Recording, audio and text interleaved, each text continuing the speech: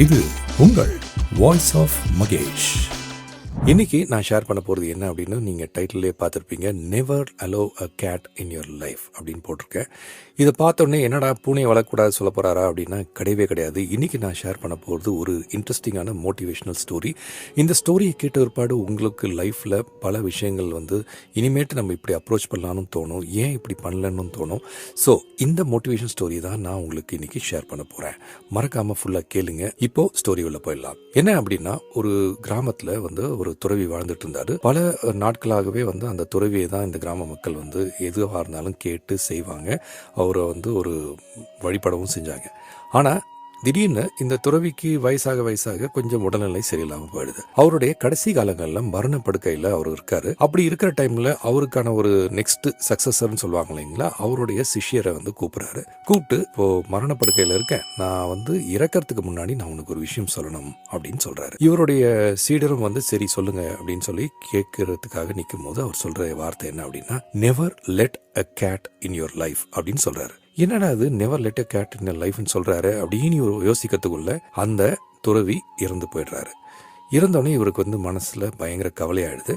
கிராம மக்கள் எல்லாருமே துறவியோடைய வீட்டுக்கு வெளியே வெயிட் பண்றாங்க. என்ன சொல்லியிருப்பாரு கடைசி வார்த்தை அப்படின்ற மாதிரி வெயிட் பண்ணி நிக்கிறாங்க. ஆனா இவருக்கு என்ன சொல்றதுன்னு தெரியாம அப்படியே சோகத்துல நிக்கிறப்போ அவருடைய அந்த ரூம்ல இன்னொரு வயதான மூத்த துறவி ஒருத்தர் இருக்காரு. அவரு தான் சக்சஸரா வந்திருக்கணும். ஆனா அவருடைய வயசு காரணமாகவும் அவரும் கொஞ்ச நாள்ல இறந்துருவாரு அப்படின்னு சொல்றதாலதான் இந்த துறவி சரி நம்ம சிஷ்யரா இந்த சின்ன பையன் இருக்காரு இல்லையா, அவரையே நம்ம சிஷ்யரா எடுத்துக்கலாம்னு முடிவு பண்ணிருக்காரு. சரி, இவர் பார்த்திருக்காரு, எனக்கு ஒண்ணுமே புரியல, never let a cat in லைஃப்னு சொல்றாரு. சரி, இந்த வயசான துறவி இன்னொருத்தர் இருக்கார் இல்லையா, அவரோட ஃப்ரெண்டு, அவர்கிட்டயே போய் கேட்டுருவோன்னு சொல்லி அந்த துறவி கிட்ட போய் கேட்கிறாரு.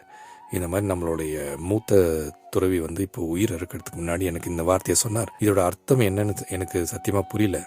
நீங்க ஏதாவது உங்களுக்கு தெரிஞ்சா கிளாரிஃபை பண்ண முடியுமான்னு கேட்கிறார். அவர் சொல்றாரு, இப்ப இறந்து போன துறவி என்னுடைய நண்பர் தான். எதுக்காக அந்த வார்த்தையை சொன்னார்ன்றது எனக்கு தெரியும். அதுக்கு பின்னாடி ஒரு கதை இருக்கு. நான் அந்த கதையை சொல்றேன், அப்பதான் உனக்கு புரியும் அப்படின்னு சொல்ல ஆரம்பிக்கிறார். அந்த கதையை ஆரம்பிக்கும் போது என்ன சொல்றாருன்னா, இறந்து போன துறவி இருக்கார் இல்லையா, அவர் கல்யாணமாகி அவருடைய மனைவி குழந்தைகளோட தான் வாழ்ந்துட்டு இருந்தார். துறவரம் கொள்ளணும் அப்படின்னும் போது சரி நம்ம எல்லாத்தையுமே மறந்துட்டு எல்லாத்தையும் விட்டுட்டு தான் வரணும் அப்படின்ற ஒரு கட்டாயத்துல இருக்கும்போது அவருடைய பிள்ளைகள், மனைவி, அதே மாதிரி அவருடைய சொத்து எல்லாத்தையும் விட்டுட்டு இந்த உலகத்துல எல்லாத்தையும் நான் துறந்துட்டு வரேன் அப்படின்னு சொல்லிட்டு இவர் இந்த கிராமத்துக்கு நுழையிறாரு. கிராமத்தில் நுழைஞ்சவருக்கு 2 ட்ரெஸ் தான் இருந்திருக்கு. ஓகேங்களா, அவர் வேர் பண்ணக்கூடிய 2 ட்ரெஸ் தான் இருந்தது. அந்த ட்ரெஸ்ஸை தான் மாற்றி போட்டுட்டு அப்படியே அந்த புயல், மழை, காட்டில் அப்படியே வாழ்ந்துட்டு இருந்திருக்காரு. அந்த கிராமத்து மக்கள் பார்த்துருக்காங்க. பார்த்துட்டு நம்ம ஊருக்கு ஒரு துறவி வந்திருக்காரு, ஸோ நம்ம ஊருக்கு ஒரு துறவி இருந்தாருன்னா ரொம்ப நல்லது தான், அது நம்மளுடைய கிராமத்துக்கு ஒரு சந்தோஷமான விஷயம் அப்படின்னு சொல்லிட்டு அந்த துறவிக்காக நீங்கள் இந்த இடத்துல இப்படி எந்த ஒரு ஷெல்டரும் இல்லாமல் இருக்கீங்க, நாங்கள் ஒரு மூங்கில்ல உங்களுக்கு ஒரு ஷெல்டர் மாதிரி ஒரு வீடு மாதிரி பண்ணித்தரோம், நீங்கள் அதில் இருந்துக்க முடியுமான்னு கேட்குறாங்க. கேட்டோடனே அவரும் சரி நான் இருந்துக்கிறேன் அப்படின்னு சொல்றாரு. அவருக்கு அந்த மூங்கில்ல ஒரு சின்ன வீடு மாதிரி பண்ணி கொடுக்குறாங்க. அவர் அதில் போய் தங்க ஆரம்பிக்கிறார். தங்க ஆரம்பிக்கிறவருக்கு ஏற்கனவே சொன்ன மாதிரி 2 ட்ரெஸ் தான் இருக்கு. ஒன்று மாற்றி போட்டுட்டு இருக்காரு. அவருக்கு சின்ன பிரச்சனை ஸ்டார்ட் ஆகுது. என்ன அப்படின்னா, அந்த மூங்கில் வீட்டுக்குள்ள ஒரு துணி ஒரு வேர் பண்ணிட்டு இருக்காரு, இன்னொரு துணியை மாட்டி வைக்கிறார் இல்லையா, அந்த துணியை தினமும் ஒரு எலி கடிச்சிட்டு போயிடுது. என்னடா அது தினமுமே இந்த எலி கொஞ்சம் கொஞ்சமா என் துணியை கடிச்சிட்டு இருக்க, எனக்கு இருக்கிறதே 2 துணி தான், மாத்தி போட்டாலும் அதுல கொஞ்சம் கொஞ்சமா எலி கடிச்சிட்டு இருக்கேன்னு சொல்லிட்டு அவர் கிராம மக்களை பார்த்து சொல்றாரு, எனக்கு ஒரு பெரிய பிரச்சனை இருக்கு, இருக்கிறது 2 துணி தான், ஆனா அதை எலி டெய்லி கடிச்சிட்டு இருக்கு, இதுக்கு என்ன பண்ணலாம் அப்படின்னு போது கிராம மக்கள்ல ஒரு 3 பேர் யோசிச்சு அவங்க என்ன சொல்றாங்கன்னா, ரொம்ப சிம்பிள், ஒரு பிரச்சனையே இல்லை, நீங்க அந்த எலியை அட்டாக் பண்றதுக்கு ஒரு பூனை ஒன்று வாங்கி நாங்க கொடுக்குறோம், அந்த பூனையை நீங்க வச்சுங்க, அந்த பூனையை வச்சுக்கிட்டீங்கன்னா எலியை தானா துரத்தி விட்டுரும் அப்படின்னு சொல்லி ஒரு பூனையை பிரசன்ட் பண்றாங்க. அந்த பூனையும் அவர் வளர்க்க ஆரம்பிக்கிறாரு. அந்த பூனை உஷாரா என்ன பண்ணுது, அந்த எலியெல்லாம் டெய்லி துரத்த ஆரம்பிக்குது. சோ இதுக்கு மேல அவரோட துணியை கடிக்கிற அந்த பிரச்சனையும் இல்லை. ஆனா என்ன பிரச்சனை ஒரு புதுசா ஃபார்ம் ஆகுதுன்னா, அந்த பூனைக்கு தினம் சாப்பாடு வைக்கணும், அதாவது பால் கொடுக்கணும். அப்படி தினம் பால் கொடுக்கணும் அப்படின்னா இவர் டெய்லி இவரோட உணவுக்கே அந்த கிராமத்து மக்கள் கிட்ட போய் ஒவ்வொருத்தர்கிட்டயா போய் அவர் தானம் கேட்டு அதுல இருந்து வரக்கூடிய அரிசி, அதுல சாப்பாடு, அதை தான் வச்சு இவர் சாப்பிட்டுட்டு இருந்தாரு. இப்போ தினமும் இவர் அதே மாதிரி பூனைக்கு பால் வேணும் அப்படின்றதுக்காகவும் இவர் எக்ஸ்ட்ராவா ஒவ்வொரு வீடா போய் தானம் கேட்க வேண்டிய ஒரு சூழ்நிலை ஆயிடுச்சு. ஸோ இப்படியே கேட்டுட்டு இருக்காரு.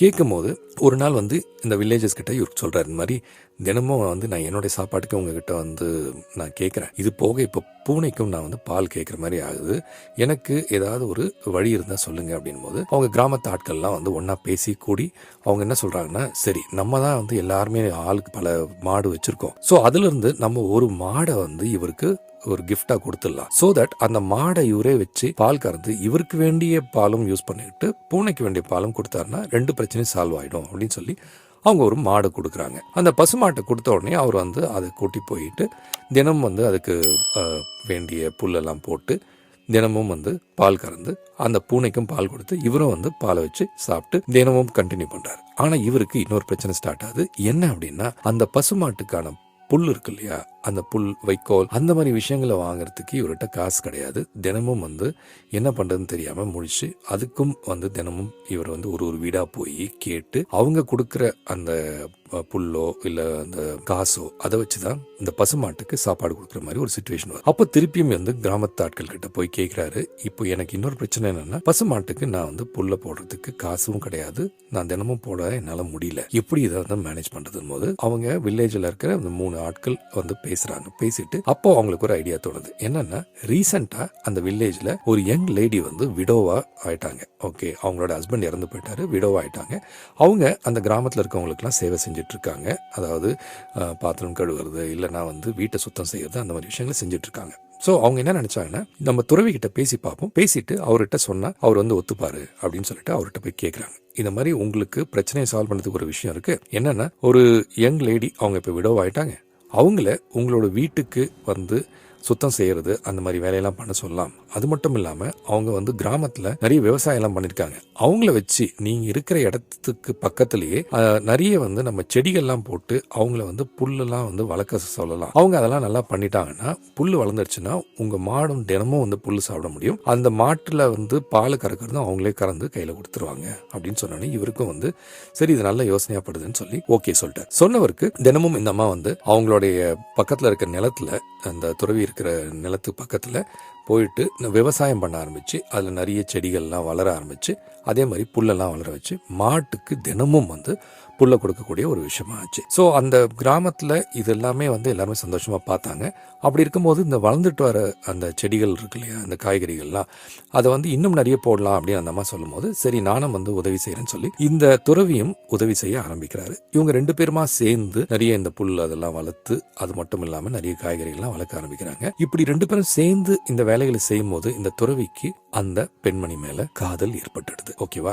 ஸோ அந்த காதல் ஏற்பட்ட உடனே அவரும் வந்து என்ன பண்றதுன்னு தெரியாம அவங்களோட பேசி பழகி வேற வழியே இல்லாம சரி நம்ம வந்து திருமணம் செய்து கொள்ளலாம் அப்படின்ற ஒரு முடிவுக்கு போறாரு. போயிட்டு அவங்க திருமணம் செய்து கொஞ்ச நாள்லயே அந்த பெண்மணி வந்து கர்ப்பமாயிடுறாங்க.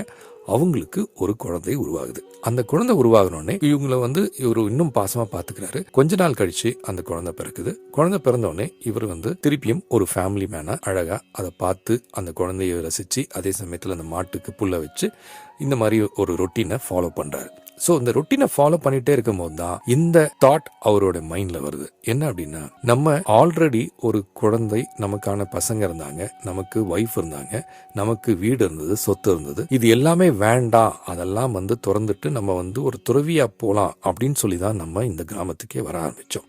ஆனா வர ஆரம்பிச்சு நம்ம கடைசியா இப்ப நம்ம எங்க வந்து நிக்கிறோம் அப்படின்னா, மீண்டும் ஒரு ஃபேமிலி மேனா மாறி நிக்கிறோம் அப்படின்ற ஒரு பெரிய வருத்தத்துல அவர் இருந்ததாகவும், அதுல இருந்து அவர் நொடிஞ்சு போய் அது வந்து நம்ம தப்பு பண்ணிட்டோமா அப்படின்னு சொல்லிட்டு வாழ்ந்ததாகவும் இந்த துறவி அவருடைய கதையை புதுசா வந்திருக்க சீடர், அதாவது இப்போ பொறுப்பேற்றிருக்க அந்த துறவிக்கு இந்த கதையை சொல்லி முடிக்கிறார்.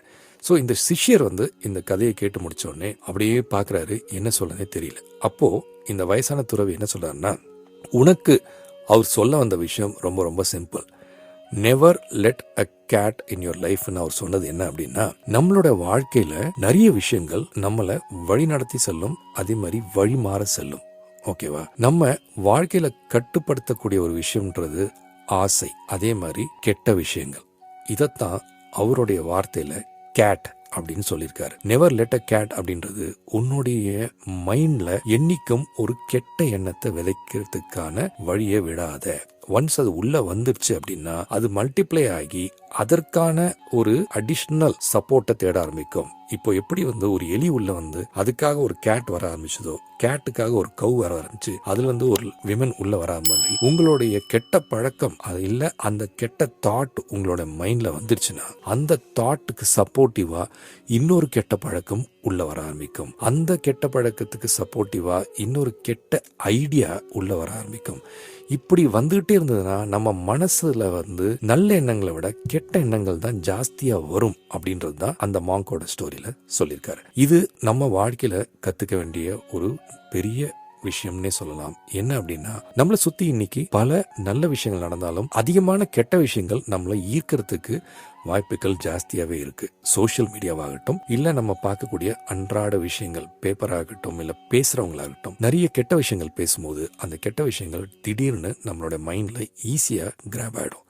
அப்படி நீங்க மைண்ட்ல கெட்ட விஷயங்களை அலோவ் பண்ணாம இருந்தீங்கன்னா, அதாவது இந்த கதையில சொன்ன அந்த கேட்டை நீங்க அலோவ் பண்ணாம இருந்தீங்கன்னா, நீங்க எந்த ஒரு விஷயத்துக்கும் கவலைப்படாம உங்க வாழ்க்கைய இன்னும் சந்தோஷமாவும் எந்த ஒரு கவலை இல்லாமையும் நடத்தலாம் அப்படின்றது தான் நம்ம இந்த கதை மூலியமா தெரிஞ்சுக்கிட்டோம். இதை ஃபாலோ பண்ணுங்க.